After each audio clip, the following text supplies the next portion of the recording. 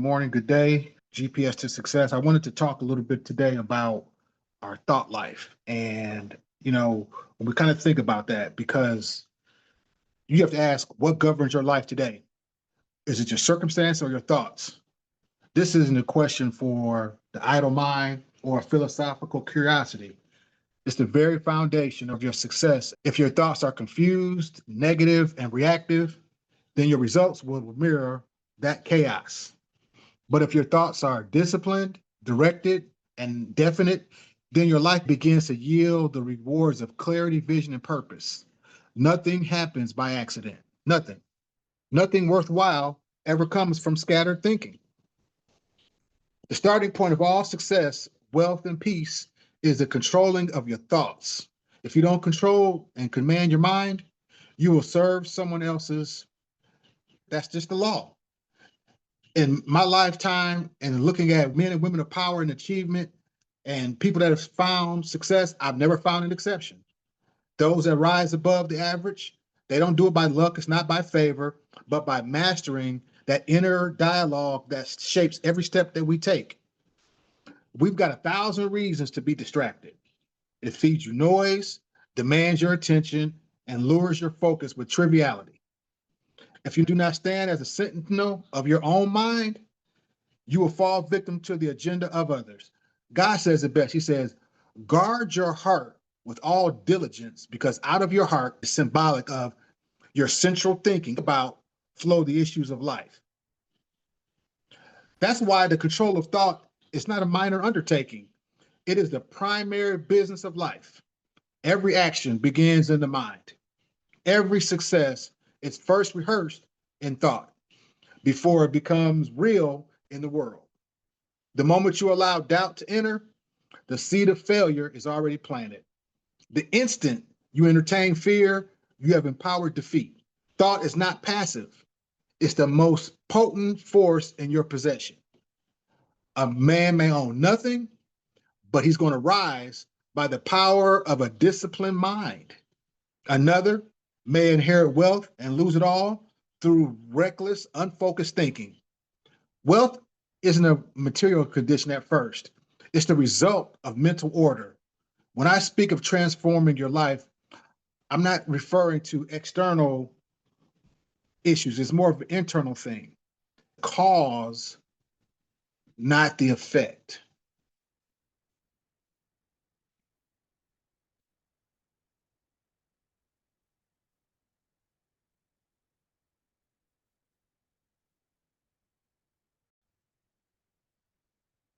If you don't command your mind, you will serve someone else's purpose. Just like gravity, it doesn't care whether or not we believe it or not.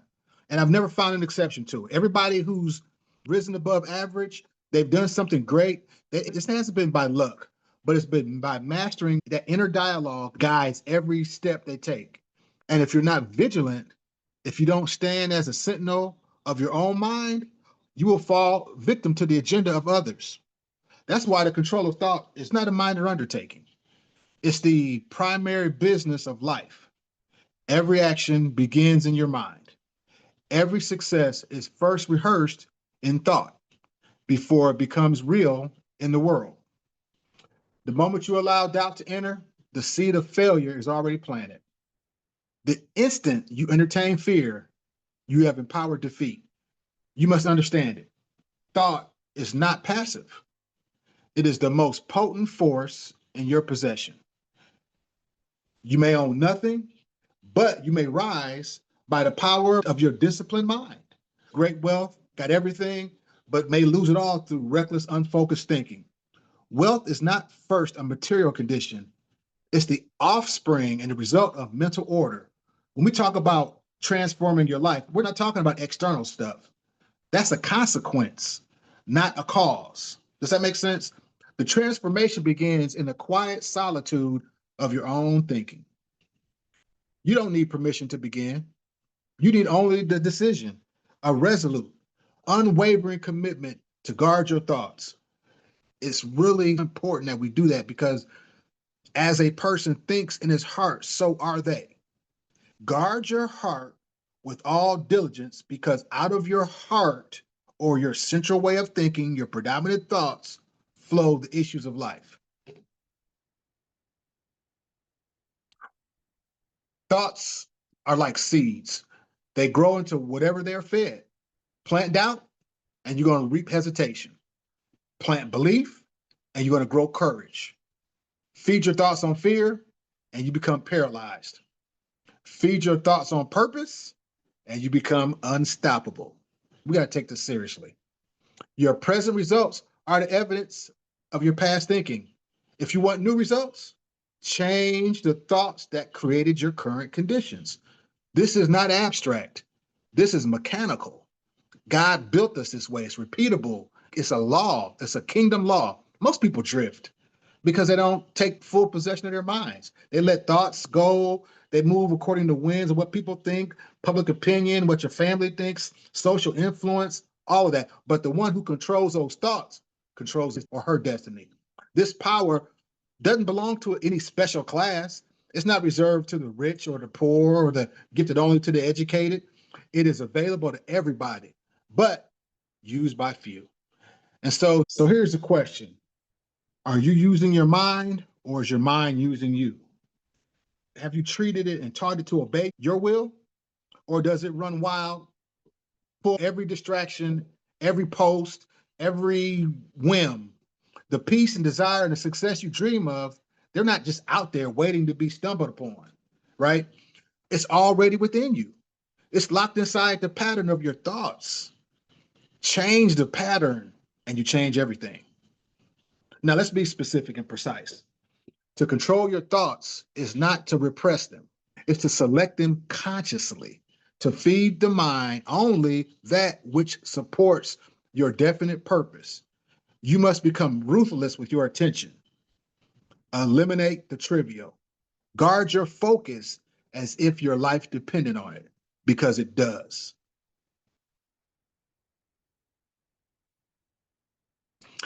Guard your heart with all diligence, because out of your heart, or your central predominant way of thinking, flow the issues of life. He didn't just say guard your heart. He said guard your heart with all diligence, because out of your heart, or your central way of thinking, flow the issues of life. Guard your focus as if you would guard your life, because it is your life. Begin each day with intention. Don't start by reacting. Start by creating purpose. The most powerful people don't start their day by scrolling. They begin in silence and clarity, with their mind anchored in their purpose. They don't wait for motivation. They command their will. You got to start small, but start. Direct one thought, hold it, shape it, and repeat it over and over. Discipline grows by use. The more you direct your thoughts, the more power you develop to shape your world. The one who becomes rich isn't always the one who works hardest, but the one who thinks with the greatest clarity and conviction. Riches respond to definite thought. The universe doesn't reward confusion. It responds to order, to definiteness, to purpose. When your mind is fixated on what you want and you remove that mental clutter, then God's creative forces of the mind can begin to work on your behalf. Opportunities appear, ideas emerge. But if you vacillate back and forth, if you permit contradictory thoughts to dominate your mind, then you're going to remain stuck in mediocrity. That is the great tragedy of the masses. They never learn to think in a straight line. They think in circles until their lives go in circles. You must therefore study your thoughts. Observe them as a craftsman inspects his tools. Which thoughts serve my aim? Which sabotage it? Which beliefs move me forward? And which keep me stuck? And you got to be honest with yourself. Don't deceive yourself. Don't be shallowly optimistic. Get to the root. If your dominant thoughts are fearful, you must replace them. If your thoughts are vague, you must make them definite. If they are self-defeating, you must destroy them. Thought is not something that merely passes through your mind. It is something that you choose and you repeat and make permanent. This is the discipline. This is the path. No shortcuts. You can't think of wealth and poverty in the same breath and expect to grow. You can't dwell on failure and expect success. The minds must be cleansed of contradictions. It must be united behind a single aim. That's why the first step toward mastery is definite purpose. Without that, you're scattered. But once you know what you truly want, your thoughts begin to organize around that desire. Once mixed with faith and persistence, unstoppable force. And because without the goal to think about, to meditate on, to turn it over in your mind, you can't come up with plans. There's no plans because there's no goal, or the goal is vague. So it's important that you get your GPS to success binder, your planner, and write those things down because it'll come to you. Those things that you want to do. I mean, and not again, not in vagueness. The stronger the thought, the stronger the result. Remember, repetition is the mother of mastery. Think the same thought over and over again, and it becomes part of your character. Character becomes habit. Habit becomes destiny. You are not powerless. You are powerful. You're not at the mercy of the world. You've been given the greatest tool ever known, the power to choose your thoughts. Use it wisely. Practice it every hour, every day. When doubt comes through, replace it with belief. When fear tries to creep in, install courage. When laziness tempts you, ignite discipline. This is not easy, but it is simple. Simple, but not easy. And people that do it, those that practice it relentlessly, they rise. They elevate not by luck, not by charm, but just by the law. It's a law of mind control, the law of definite thought, the law that says, as you think, so shall you become. Control is not established in moments of comfort. It's forged in a battle, that internal resistance. The reason that most people fail to gain mastery over their minds is because we don't endure the discomfort of discipline long enough for the transformation to occur. They give in at the first feeling of fatigue. They surrender the moment distraction whispers. But let me tell you this, the mind, like the body, conforms to the strength of your repeated commands. Each time you resist temptation, you gain power. Each time you redirect a wandering thought back to purpose, you build the muscle of mastery. Control is not a gift, it's earned. And you will earn it not in a day, but in the daily grind of choosing your thoughts deliberately, intentionally, and unrelentingly. Don't deceive yourself into thinking that this is going to be optional. If you don't control your thoughts will control you, and they will drag you back pit of mediocrity. This is one of the most dangerous poisons that infects the mind. Doubt. It's the silent killer of dreams. It enters quietly, often disguised as a caution. It wears the mask of logic, but beneath it lies fear.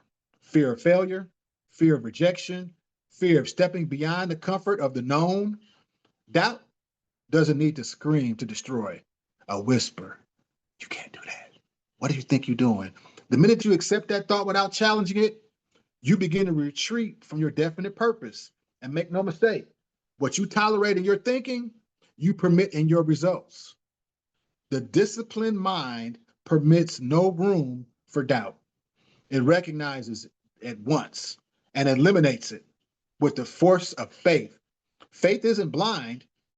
Faith is born of understanding that your mind, when focused, when committed, when supported by belief, will shape your world to fit your inner image. Faith is the substance of things hoped for and the evidence of things not seen. So hold that image, guard it, refuse to let it fade under pressure. Faith is not some mystical abstract. It is a state of mental clarity and emotional conviction that allows no contradiction. A person with faith doesn't need to know all the steps. He just needs to be able to see the next one and believe that he'll take it. Faith is the bridge between thought and action.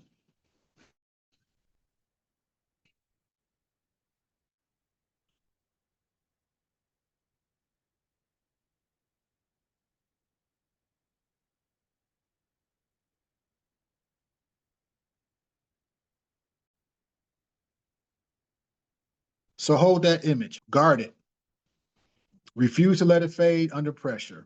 Faith is not some mystical abstract concept. It's a state of mental clarity and emotional conviction that allows no contradiction. Faith is the substance of things hoped for and the evidence of things not seen.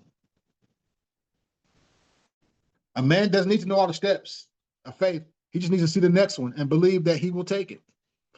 Faith is the bridge between thought and action, and it is strengthened through repetition and affirmation.